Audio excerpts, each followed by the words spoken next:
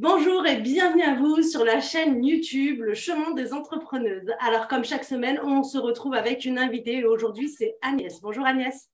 Bonjour Samia. Bienvenue parmi nous. Merci de ton invitation, je suis ravie. Bonjour à Avec tout le monde. Avec joie. Donc, pour toutes les femmes entrepreneuses, mompreneuses, solopreneuses qui aujourd'hui veulent et désirent se lancer en tant que femmes qui veulent bâtir peut-être un empire ou tout simplement créer une petite entreprise familiale ou autre, vous êtes les bienvenus. Je sais que très souvent sur ce chemin, il y a beaucoup de questions que l'on se pose. Il y a aussi beaucoup de peurs et de doutes que l'on rencontre. Et donc, c'est pour ça que j'ai créé cette chaîne avec ces femmes qui vous montrent que c'est possible et surtout qu'elles ont répondu elles-mêmes à toutes ces questions. Et pour toutes celles qui sont déjà dans l'entrepreneuriat et qui aujourd'hui tournent en rond, qui se posent encore les questions, à ce moment-là, vous pouvez trouver aussi des réponses grâce à ces femmes que je reçois chaque semaine. Donc, moi, c'est Samia Mekas et j'accompagne les femmes, les entrepreneuses du bien-être à lancer leur activité parce que je sais que chez elles, elles sont thérapeutes, elles sont sophrologues, elles sont coachs, elles sont consultantes et praticiennes et très souvent, elles connaissent leur métier de cœur, mais elles ne savent pas être chef d'entreprise. Et c'est exactement ce que je les aide à aller pour vivre la vie de leurs rêves. Voilà. Donc, je vais laisser aussi Agnès se présenter. N'hésitez pas à vous abonner, n'hésitez pas à laisser des commentaires, ça nous fera très plaisir. Super. Donc Agnès Forster, je suis effectivement entrepreneuse, je suis coach et praticienne PNL et je fais du coaching auprès des femmes managers et dirigeantes et entrepreneuses sur une thématique de optimiser son temps et booster son leadership. C'est deux thématiques, mais qui sont liées, en fait. Voilà.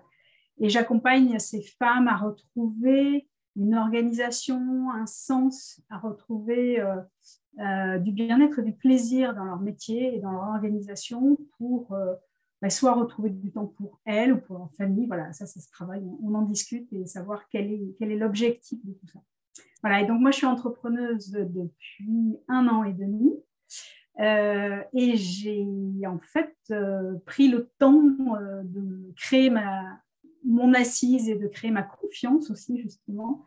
Et en fait, j'ai passé 1 an et demi à cumuler 2 métiers et ça fait effectivement quelques semaines qu'aujourd'hui je suis à 100% entrepreneur.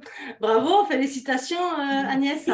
Alors, je vais juste te poser 2 questions, l'une après l'autre. La première, c'est Agnès, hein, je regarde, il est très sympa ton prénom. Est-ce que tu peux nous décrire un petit peu ce que c'est? Alors Agnès, évidemment, ça s'écrit normalement avec A-G-N-E-S. En fait, c'est un souvenir d'une expérience que j'ai vécue où je suis partie quelques années en Angleterre et on discutera peut-être tout à l'heure. Et en fait, j'étais hébergée dans une famille et le prénom Agnès se prononce Agnès en Angleterre et je n'aimais pas du tout cette prononciation-là. Et en fait, le monsieur chez qui j'habitais n'arrivait pas à comprendre comment il pouvait prononcer mon nom. Et un jour, il me dit, yes, of course, Anne, and yes. Anne, yes. Et le yes, voilà. Puis c'est resté anecdotique. Et quand j'ai créé ma société, j'ai cherché un nom, je réfléchissais.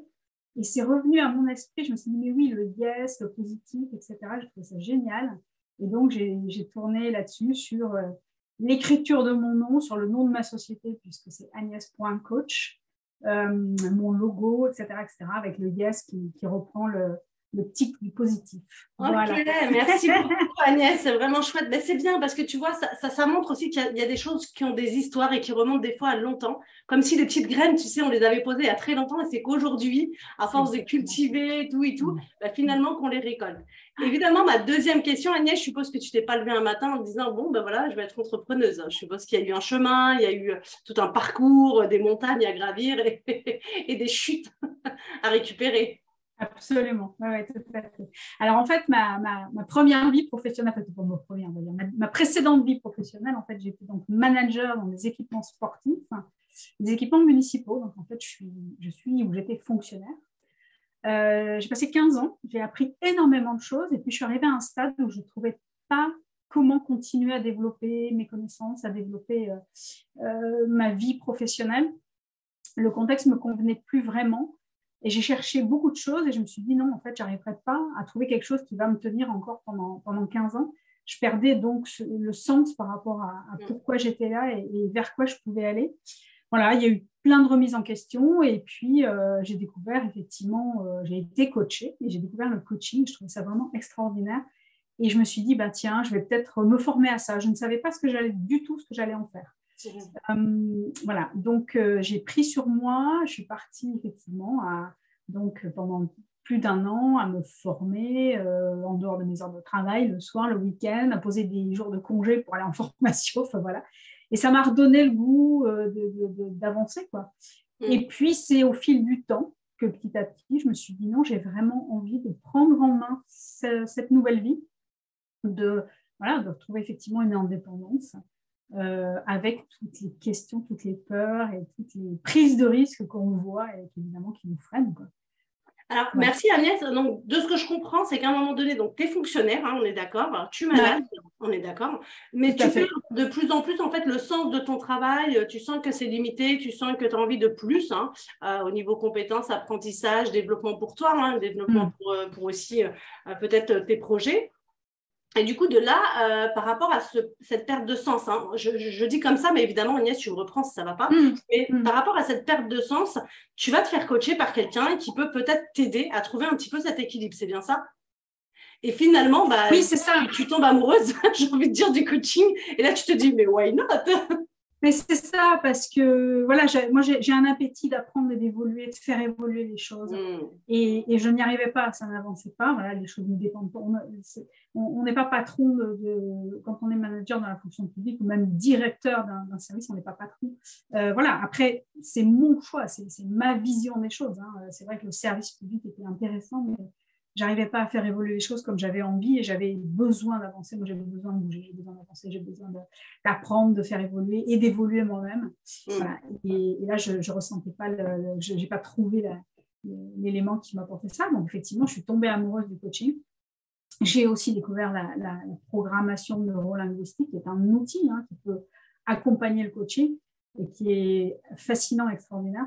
Donc, tout ça m'a effectivement petit à petit donné l'envie, finalement, que ce ne soit pas qu'un deuxième métier, mais que ça devienne un vrai métier et que ça devienne cette nouvelle vie que j'ai commencé à créer petit à petit, quoi. J'adore ce que tu dis, Agnès, parce que tu dis, je ne veux pas que ça soit juste un petit métier. C'est ça que tu as dit, je veux que ça soit un métier à part entière. Et moi, j'adore ce que tu dis parce qu'effectivement, on rencontre beaucoup de thérapeutes, de coachs, hein, de praticiennes PNL ou autres, hypno et tout. Et en fait, elles se disent, non, moi, j'ai mon métier de base. Et ça, c'est un petit métier, c'est pour aider mes amis, pour m'aider moi-même. Et du coup, elles ne se rendent pas compte, en fait, de la valeur qu'elles ont entre les mains, de l'or et des pépites qu'elles peuvent, pour elles, bien sûr, hein, qu'elles peuvent mettre en place pour elles et surtout pour les autres aussi, de les aider. Et surtout en ces moments, justement, un peu troubles, j'ai envie de dire. Et donc, du coup, j'aime beaucoup ce que tu dis. Merci, Agnès. Ouais, c'est hyper important. Et donc, du coup, pour toi, quelles ont été les difficultés? Parce que quand on t'entend, tu es quand même dans une position assez bien, dans une fonction publique, il y en a plein qui en rêvent. Et là, toi, en fait, c'est plutôt, tu changes en fait de cette sécurité, j'ai envie de dire, avec ce super parachute, tout est vraiment bien mis en place. Et là, tu te dis, non, mais moi, je veux aller créer un job, tu vois. Mais je ne sais pas du tout ce que ça va donner finalement. C'est clair. C'est clair. Oui, tout à fait. Alors, très sincèrement, cette décision, elle ne se prend pas du jour au lendemain, hein, on est bien d'accord. Alors, un jour, si on prend cette décision, mais il y a eu un énorme travail avant et il y a encore un énorme travail derrière. Parce que même si un jour, on prend cette décision de se dire si, j'ai envie de le faire, je peux te dire que pendant un certain nombre de matins, je me suis réveillée avec une espèce de boule dans le ventre, une angoisse à me dire mais ça va pas, t'es folle, etc. Puis petit à petit à reprendre mon raisonnement, mes réflexions, mes réécouter aussi donc comment je me sentais par rapport à tout ça, et me dire mais non, tu as envie d'avancer, il faut le faire parce qu'on n'a qu'une vie, il faut le faire parce qu'il me reste on va dire peut-être 10-15 ans de vie professionnelle de base, ou peut-être plus, parce que j'ai pas tellement envie d'arrêter, enfin bon voilà. Et j'ai envie que ce soit quelque chose qui me passionne, quoi, parce que voilà, c'est dans mon esprit en tout cas. Voilà. Et donc, j'ai construit ça doucement. C'est pour ça que ça fait 1 an et demi que j'ai donc cumulé les deux, le temps déjà de me former, de créer ma société, puis de tout découvrir. Parce qu'évidemment, quand on fait une formation en coaching, on se forme au coaching, mais tout le reste, on n'apprend pas. Et c'est sur le terrain, encore une fois, qu'on apprend tout ce qu'il y a à faire autour. Et c'est ça que moi ça me passionne. Hein. Je trouve ça génial. Je pourrais y passer des heures. Tu veux dire quoi par là? Parce que je pense que tu as soulevé quelque chose d'intéressant, c'est qu'effectivement, déjà, il y a deux choses. La première, c'est effectivement, tu as peur, hein, parce que, bah, évidemment, tu ne sais pas dans quoi tu te lances, tu sais pas si ça va marcher, si tu vas être à la hauteur, si aussi, tu sais, des fois, il y a et surtout les entrepreneuses, on a cette période un peu d'illégitimité, de manque de légitimité, de manque, enfin, le syndrome de l'imposteur. Enfin, il y a ces choses qu'on retrouve quand même chez l'entrepreneuse. Est-ce que toi, tu les as vécues? Complètement, bien sûr. Ouais. Ouais, ouais, non, mais alors c'est une évidence qu'effectivement, j'ai une expérience de manager, j'ai une expérience effectivement dans ce sens-là, d'accompagnement, voilà, d'encadrement, d'accompagner un peu les personnes que je manageais, etc. Très bien. Sauf que en tant que coach, j'ai aucune passif dans les RH, je suis pas psychologue, j'ai jamais été entrepreneur, j'ai pas d'entrepreneur dans ma famille. Donc effectivement, la légitimité et évidemment les personnes qui vous entourent, vos proches qui veulent vous protéger, qui veulent votre bien, vous dites mais pourquoi tu es bien dans ton confort, tu prends un risque à ton âge, etc. etc. Voilà, donc c'est sûr qu'il faut lutter contre tout ça. Il faut travailler là-dessus. Il y a vraiment un vrai travail de compréhension, de développement personnel, de compréhension de soi et d'écoute de soi. Et puis petit à petit, effectivement, c'est venu. Mais bien sûr, la légitimité, je ne l'avais pas. Alors, qu'est-ce que j'ai fait déjà dans un premier temps? J'ai choisi d'aller vers une formation avec un niveau RNC, donc de reconnaissance nationale RNCP le plus haut possible, histoire d'avoir justement ce diplôme qui pouvait me rendre un peu plus légitime que juste le fait de dire ça y est, je suis coach. Ça, c'était une première étape. Et la deuxième chose, c'est qu'en fait, j'ai fait un travail sur moi aussi, à refaire quand même une espèce de bilan de compétences de mon historique de ce que j'ai fait. Et je suis revenue sur le fait qu'effectivement, j'ai fait quelques études, c'est pas grandiose. Et toute mon expérience de vie s'est faite sur le terrain. Alors, j'avais 24 ans, j'ai décidé, j'ai rempli ma voiture, je suis partie en Angleterre et j'ai trouvé des gens chez qui je me suis installée. Donc. Et puis, j'ai trouvé un employeur et j'ai appris un métier complètement sur le terrain à tel point que j'étais maquettiste en agence de publicité. Le premier jour où je suis arrivée dans cette agence, je me suis installée devant le bureau. Ah, ça coupe? Oui, par moment, ça installé. Ouais, vas-y. Je me suis installée au bureau. On m'a montré où j'allais travailler. Dans un studio, il y avait plein de créatifs, etc. J'avais un ordinateur et là, je me suis dit, mince, en fait, toute l'expérience que j'avais auparavant, c'était avec quelqu'un qui travaillait avant moi quand j'arrivais, qui allumait l'ordinateur, qui faisait déjà des choses. Donc déjà, je ne savais même pas comment allumer l'ordinateur quand j'ai commencé à travailler dans cette agence. Et tous les soirs, je repartais avec les manuels d'utilisation des logiciels en anglais que je décryptais pour comprendre et apprendre à m'en servir. Voilà. Donc, ça m'a rassurée. Je me suis dit, mais tu n'étais pas légitime à être maquettiste. Ensuite, j'ai fait de la programmation de questionnaires sur un ordinateur pour les agences d'enquête par téléphone. Je n'avais jamais fait ça non plus. Donc, finalement, je me suis dit, bon, ben voilà, c'est comme ça. Il n'y a pas de raison que tu n'apprennes pas ce nouveau métier aujourd'hui, si tu as envie, si tu es motivé, quoi. Voilà. Donc, en fait, tu es une femme de terrain. Oui, totalement. Alors, il y a aussi une deuxième question, donc parce que tu dis, bon, il y a déjà soi, hein, ça c'est important, et tu nous l'as bien dit, hein, il y a le dépassement de soi, il y a vraiment être en introspection. Ce qui est le plus dur, en tout cas, est-ce que c'est de rester dans son job, même si on l'aime et qu'il nous est sécuritaire, ou plutôt d'aller vers une nouvelle aventure. Donc ça, on l'a bien compris, c'est vraiment à soi qu'il faut s'adresser. Et il y a une deuxième partie, tu as dit, évidemment, je connais mon métier de manager, c'est ça? De manager? On ne dit pas manageuse? Non, on ne dit pas? Si, certainement, manager, Ok. Ouais. Et donc, du coup, il y a aussi tout le côté entrepreneurial. Parce que très souvent, ça, c'est ce qu'on ne comprend pas. C'est-à-dire qu'on se dit, OK, nous, on a déjà nos compétences, et ça, c'est génial. Mais du coup, bon, bah, je peux lancer mon activité comme ça. Mais c'est ce qu'on ne t'y attend pas, mais surtout, on ne l'apprend pas. Parce qu'effectivement, il y a une formation de... C'est vrai que dans une formation de coaching, il y a le coaching, mais évidemment, enfin, pour pas mal de monde, il y a aussi la partie, effectivement, se lancer et être entrepreneur. Et là, effectivement, il n'y a rien. Il n'y a pas de formation entrepreneur, effectivement. Donc, c'est là qu'il y a tout à découvrir. Et c'est ça qui m'a aussi convaincue que j'avais besoin de prendre aussi un peu de temps pour avancer sur toutes les phases à la fois budgétaires, financières, techniques, communication, matériel, informatique, etc., avant de me lancer. Et donc, aujourd'hui, je me sens plus rassurée aussi de me dire que je suis à 100%, mais j'ai beaucoup de choses en main déjà. Je me suis fait accompagner sur plein de petites choses pour avoir des éléments pour savoir justement faire ce métier d'entrepreneur, même si je ne sais pas tout, on est bien d'accord, mais ça va s'apprendre. Ouais, et c'est intéressant ce que tu dis parce que tu vois, très souvent, on regarde que notre métier de base et en fait, on n'a pas, on pense qu'on peut lancer ça comme ça et on peut, hein, c'est OK, hein, ça marche pour certains.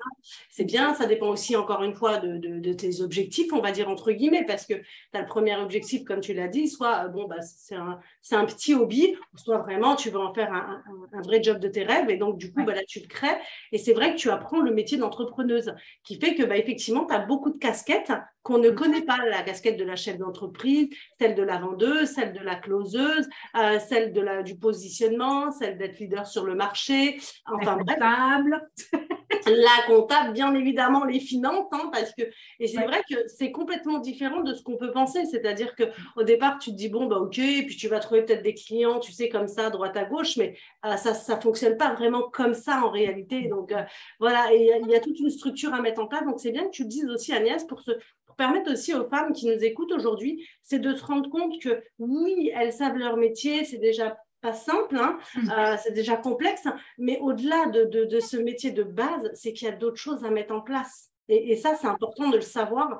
Donc, moi, ce que j'invite toujours, hein, c'est vraiment de se faire aider pour justement apprendre ce métier d'entrepreneuse. Et tu l'as très bien dit, pour se former à être entrepreneuse, parce qu'en fait, on n'est pas formé. On sort des écoles, et moi, je l'ai été aussi. Hein. Donc, la dernière école, ça a été la sophrologie. Quand j'en suis sortie, on ne nous apprend pas à développer son activité réellement. Donc, du coup, c'est vrai qu'on est un petit peu perdu. Donc, voilà. Donc, c'est bien de nous le rappeler. Merci beaucoup, Agnès. Hein, c'est vraiment chouette. Hein. Alors, comme toutes les intervenantes que je reçois, je leur demande toujours, est-ce qu'elles ont un conseil pour les nouvelles, celles qui veulent se lancer, qui sont justement comme toi, peut-être il y a 1 an et demi, qui se sont posé la question, est-ce que c'était OK, qui ont peut-être cette boule au ventre, tu sais, pour se lancer parce qu'elles ont peur. Hein, si c'était en parachute, ça fait peur. Alors, oui, j'aurais plein de conseils, mais il y a un conseil, c'est effectivement, je pense, si possible, bien entendu, de beaucoup travailler sur le développement personnel et de s'écouter et de prendre le temps de laisser les choses mûrir. On a un système, on a un cerveau, on a un système de réflexion qui va faire mais vraiment des montagnes russes en permanence. On va avoir des moments où on est en plein boom, ça fonctionne, et on a la motivation, on a la pêche, etc. Puis tout d'un coup, le lendemain, on ne sait pas pourquoi. Rien ne va aller, ça va être une catastrophe, on perd confiance, on doute de tout. C'est pas grave, il faut laisser faire, il faut laisser passer, c'est des phases, et puis il faut peut-être écrire, poser ça, crier, aller courir, enfin bon, bref, passer à autre chose et laisser le temps faire. Voilà. Alors parfois, il faut se booster un petit peu quand même, hein, parce que sinon, rien n'avance, mais c'est important et les choses se construisent petit à petit. Voilà. Et la deuxième chose qui, pour moi, est importante, alors évidemment, c'est important parce que c'est vraiment mathématique, c'est quand on devient entrepreneur, effectivement, on est son propre patron.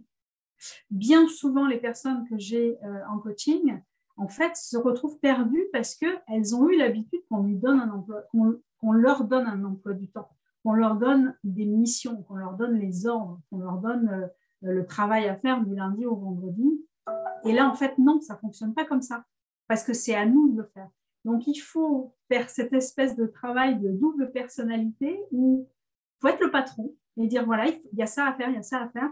Et c'est structurer son temps et ne pas oublier toutes les casquettes qu'on est censé avoir et bien les avoir en visualisation et se dire, il ne faut pas que j'oublie que j'ai aussi une casquette justement de comptable. Il faut que je continue à développer ma casquette communication, mais aussi le côté RH et formation. Parce que c'est à nous d'aller chercher ces ressources. Et c'est à nous de poser des moments de réflexion, de recherche. Quelles sont mes difficultés? Est-ce que j'ai besoin de me former? Est-ce que je peux le faire? Voilà. Et en fait, c'est ça aussi. Et puis, être accompagné, s'accompagner et être entouré d'autres entrepreneurs. On parle souvent de solopreneur. C'est vrai qu'on est solo, mais il ne faut surtout pas le rester. Et c'est aller vers les autres et c'est ne pas avoir peur de poser des questions, de demander des expériences, poser des questions pour s'enrichir et pas se tromper. Quoi. Voilà. Merci Agnès, effectivement, c'est très intéressant ce que tu dis, puis c'est assez complet. C'est vrai que ne pas rester seul, se faire accompagner, s'entourer aussi d'entrepreneuses qui veulent aussi développer leur activité, développer aussi des compétences, ça c'est sûr. En fait, on ne sait jamais rien. En réalité, chaque jour, on apprend et on ne sait jamais rien. C'est de ce postulat, en tout cas, qu'il est bien de partir. Et pour toutes celles qui se sont lancées et qui, là, tournent en rond, qu'est-ce que tu pourrais leur dire?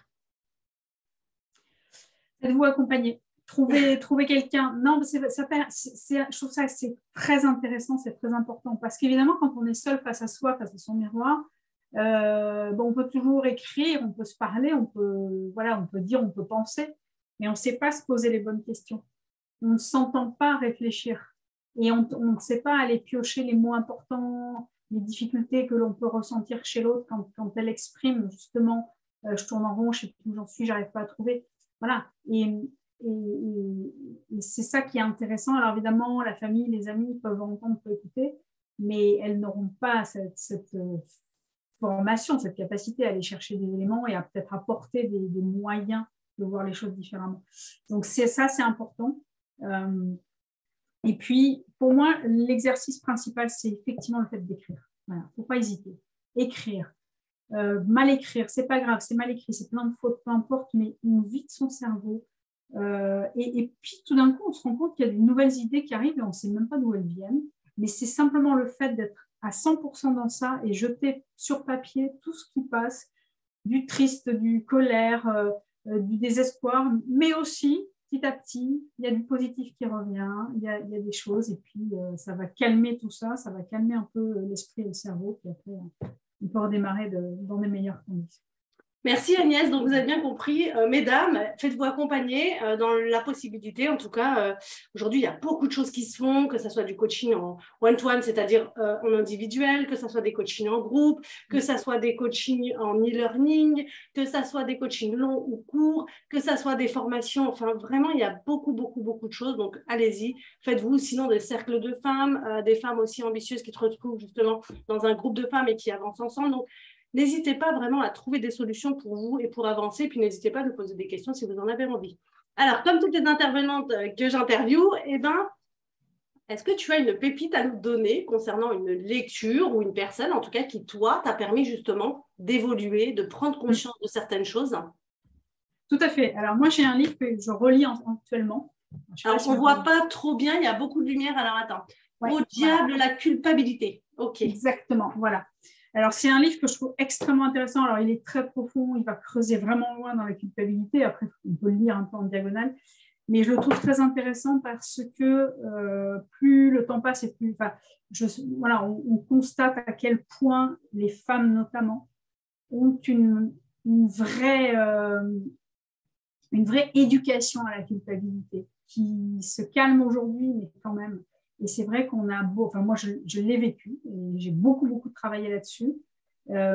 Et cette culpabilité, elle est là. Et finalement, on se rend compte, en tout cas au travers de cette lecture, moi, je trouve ça toujours très intéressant. Ça fait partie des choses que finalement, on se crée soi-même. Parce qu'on a été éduqué à ça, parce que souvent, la femme, il faut qu'elle soit belle, il faut qu'elle soit ci, soit disponible, etc.